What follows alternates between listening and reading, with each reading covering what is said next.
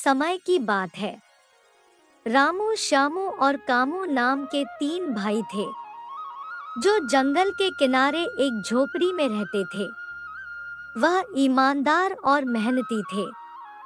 हर दिन लकड़ी काटने के लिए जंगल में जाते थे।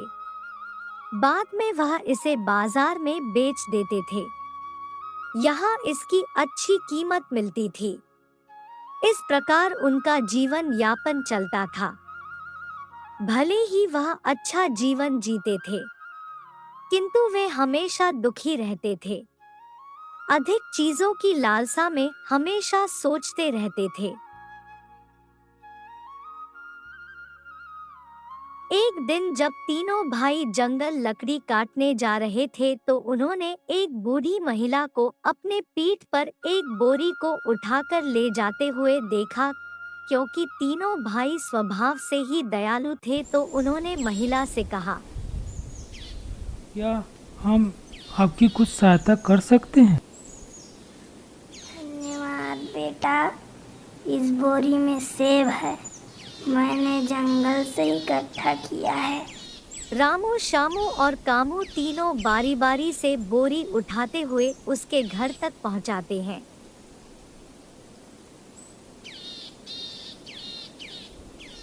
जब वे बुढ़िया के घर पहुंचते हैं तो वास्तव में वह बहुत थके हुए होते हैं। परंतु वह बूढ़ी महिला कोई साधारण महिला नहीं थी, उसके पास जादुई शक्तियां थी। उस बूढ़ी महिला ने तीनों भाइयों के दयालु और निस्वार्थ स्वभाव से प्रसन्न होकर उनसे पूछा, तुम तीनों ने मेरी इस बोरी को लाने में इतनी मदद की, क्या मैं तुम लोगों को पुरस्कार में कुछ दे सकती हूँ? रामू ने कहा, दादी माँ, हम खुश नहीं हैं और यही हमारी चिंता का सबसे बड़ा कारण बन गया है। अगर आप इस समस्या का समाधान कर सकती हैं तो कृपया उपाय बताइए। इस चीज से तुम्हें खुशी मिलेगी।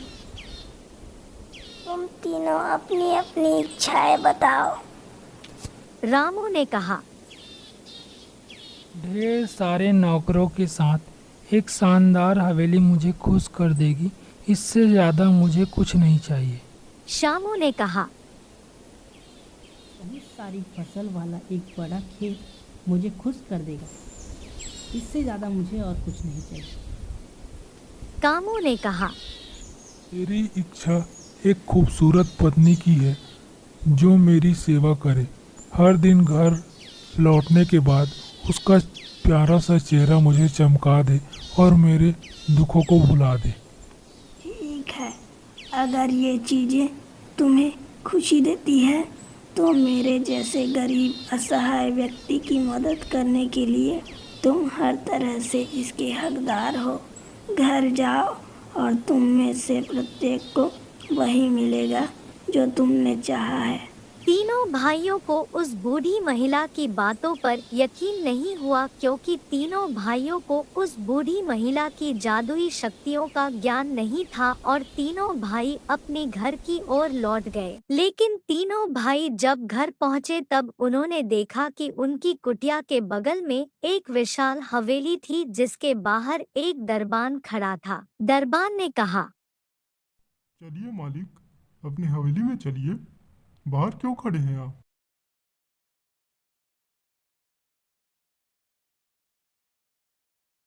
यह कहकर दरबान रामू को हवेली में ले गया।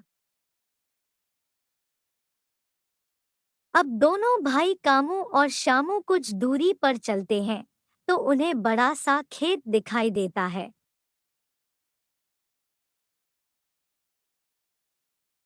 श्यामू वहीं खड़े एक किसान से पूछता है, अरे भाई सुनो तो, ये खेत किसका है? पहले तो कभी नहीं देखा। क्यों मजाक कर रहे हो मालिक? भला अपना खेत को आप नहीं पहचानोगे? आज मैं ही मिला था आपको मजाक करने के लिए। ठीक उसी समय एक खूबसूरत युवती कामू के पास आती है और कहती है, आप इधर कहाँ घूम रहे हैं? चलिए हवेली में, कहाँ कहाँ नहीं ढूंढा आपको।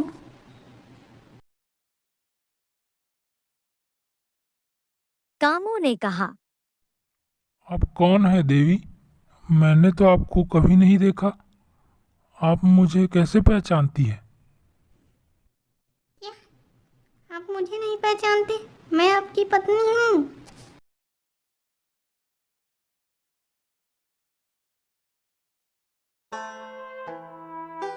तीनों भाई अपने जीवन में हुए इस परिवर्तन से आश्चर्यचकित रह गए। अब उन्हें उसे बूढ़ी महिला की बातों पर विश्वास हो गया। अब तीनों भाइयों ने अपने जीवन में हुए इस बदलाव को सहजता के साथ अपना लिया और जीवन यापन करने लगे। दिन बीतते गए और जल्द ही 1 साल पूरा हो गया। रामू, श्यामू और कामू के लिए अब स्थिति अलग थी। रामू हवेली का मालिक बनने के बाद ऊब चुका था और आलसी हो गया था और हवेली की उचित देखभाल करने के लिए अपने नौकरों पर निर्भर रहता था। वहीं दूसरी ओर श्यामू अपने खेत के पास एक बड़ा घर बना चुका था और समय समय पर खेतों की जुताई करना और बीज बोना बोझिल लगता था।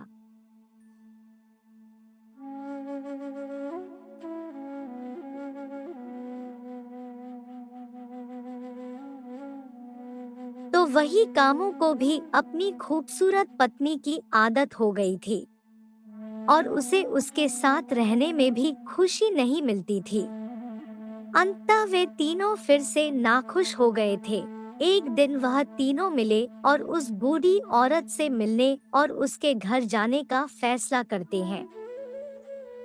रामू ने कहा। उस महिला के पास जादुई शक्तियां हैं जिसने हमारे सपनों को हकीकत में बदल दिया। हालांकि अब हम खुश नहीं हैं, इसलिए हमें जाकर उनसे मदद लेनी चाहिए। वही हमें खुशी पाने का रहस्य बता सकती है। तीनों भाई बूढ़ी महिला के घर चले गए। तीनों भाई उसके घर पहुंचते हैं तो देखते हैं कि बूढ़ी महिला एक बर्तन में खाना पका रही है। तीनों उसका अभिवादन करते हैं और अपनी व्यथा को व्यक्त करते हैं।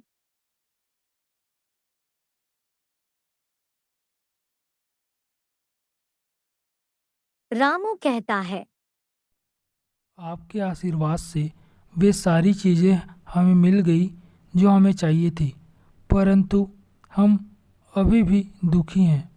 कृपया हमारी इस समस्या का समाधान करें। बूढ़ी महिला ने उत्तर दिया।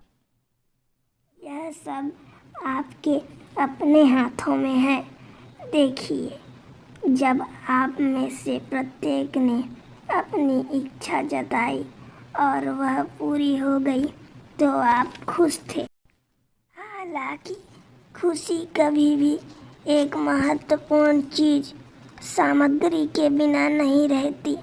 पहले चूंकि आप खुश थे, वास्तव में कभी संतुष्ट नहीं थे, या संतुष्ट बोरियत और दुख ने आप पर कब्जा कर लिया और आप फिर से दुखी हो गए। केवल अगर आप संतुष्ट रहना सीख जाते हैं तो आप वास्तव में खुशी का आनंद ले सकते हैं। रामू, श्यामू और कामू को अपनी गलती का एहसास हुआ और वह वापस घर चले गए।